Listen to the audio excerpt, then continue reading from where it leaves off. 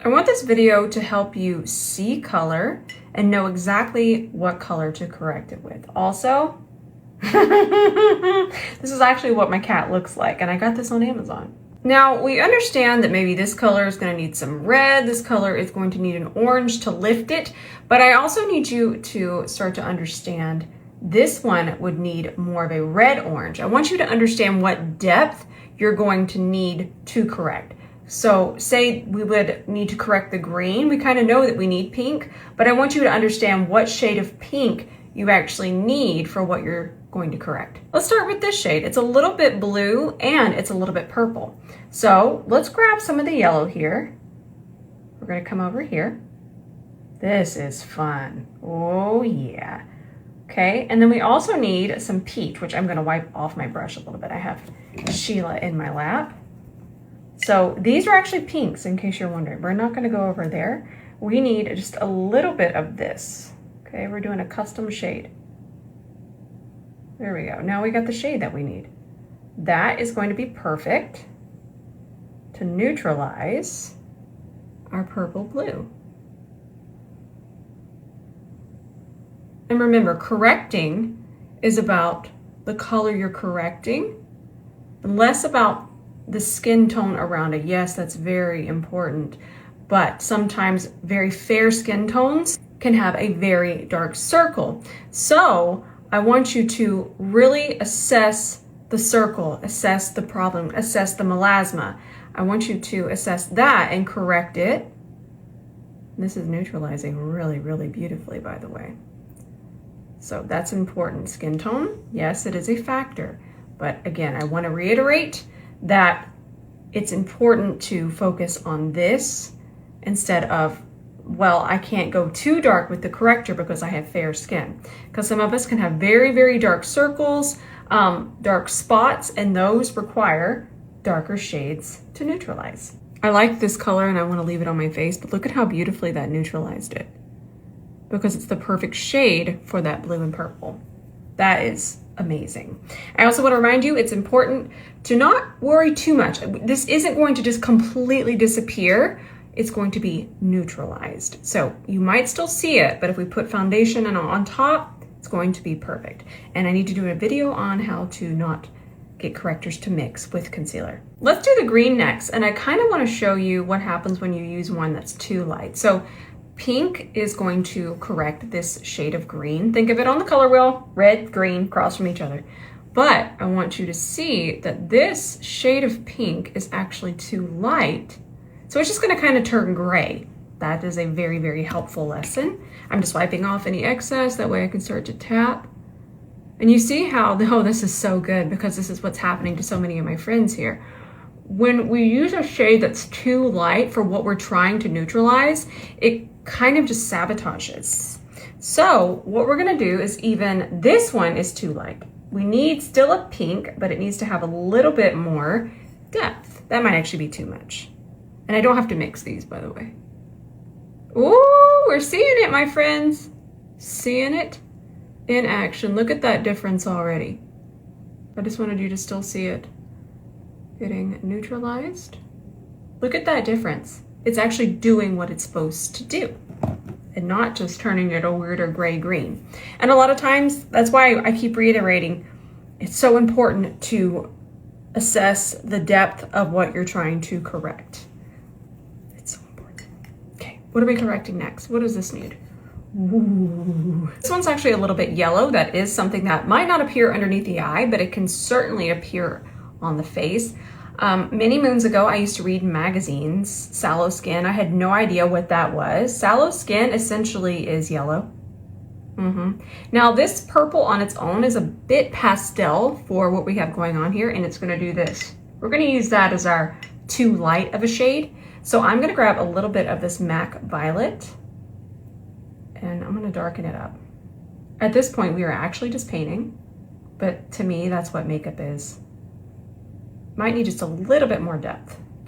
But this could have been too dark, and then it would have just done a dark patch. Oh yeah, there you go. That's a nice neutralizing purple. Let's do the top part. Oh yeah, that's good.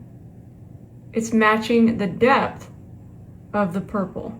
I mean, of the yellow, sorry, my friends. It's always about matching the depth. I'm gonna switch to a C31 and I lightened it up just a little bit more. Look at how neutralized that is. I never get tired of it. The C31 is gonna be perfect for the smoothing. This is kind of the placer, and then this is, they don't even want me to talk about them. This is the smoother. Placer, smoother. Placer, smoother. Okay, let's keep going. Now, if you're wanting to correct something that looks a little bit red-purple, this type of shade right here is perfect. This is one of the new MAC ones. I don't think I need to mix it. I think it's already the right depth for what we got going on here. Yeah. I feel like this is such a unique shade. The other MAC ones, the green one, the pink one, I actually think those are a little off in color. There's better already mixed color correctors. But when it comes to violet, which is the dark purple here that we've already used up, and then this shade ochre, I think MAC got these shades so right, and it warms my heart because we have plenty of kind of pastel correctors and we needed some for deeper skin tones. Now I actually see quite a bit of orange in this one, and sometimes it's a little bit difficult to just immediately go in with an orange. We're not gonna go that orange, that's for the extreme depth here. We just need a little bit of blue. Well, isn't that just a party we wanna go to? Woo, I love makeup. Let me clean this off. I have my makeup eraser here. If you're gonna play in correctors, I highly recommend a makeup eraser. I use a makeup eraser every single day to take off my makeup with cleansing balm, but they're so useful. Okay, that's good enough. Let's get our placer. We're gonna mix a little bit of this, which sometimes alone, the orange is your lifter. Think about that. And I need to add just a little bit of blue. I know it's like, why are you, those are opposite. Yes, but the blue can kind of add a little bit of depth, and it's gonna help cancel the orange that is in, yeah, okay, that should be good. See how it's a little bit more flat now as opposed to the brighter orange? That's what we need. And I know you're like, what? The blue in there is actually gonna do something. I'll come from underneath. See, it's still gonna be orange enough to lift, but a little bit more flat, so it's not just orange on the already orange brown. This is a very common under eye color in a lot of people, so this is a really helpful situation that I just showed you. Look at that. Just neutralizing.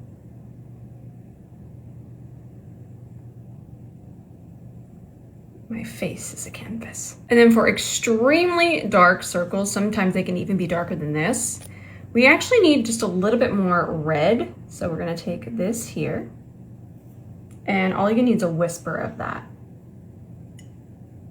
Oh, look how red that is. But then we also need some of this. So I'm gonna grab some there, and then we'll just mix it away from our more flat shade. The more red, the better.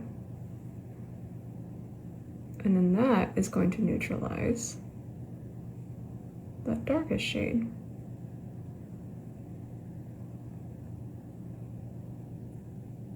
We could even do it a little bit more red if it was darker. So just think, the darker it is, the more red we would need. This little kitty, so cute. And how pretty is that? So I hope that this was helpful. I really do. This is actually how I really started to understand depths. I started to understand, obviously, more into color theory, but color theory is something to grasp, but then there's also understanding what depth are we actually correcting? Because we can understand that red is going to neutralize green, or green is going to neutralize red, but what depth do we actually need for what we're neutralizing? So always assess the situation and then focus the corrector there. One more thing. Let's just assess my under eye for that level of blue, which was what we're looking at. I'm going to use peach, but this comes back to skin tones because this seems scary to use. But if you have this level of depth on someone that has my skin tone, don't be afraid, but focus that corrector only where it needs corrected. So I would not take this any further down. It's going to go right on the blue, and that is why tools really do make a difference in terms of the precision and getting it really nice and thin across the skin. So I really hope that this helps. Obviously, if you have questions, you know I'm here. All right, Love you. Bye for now.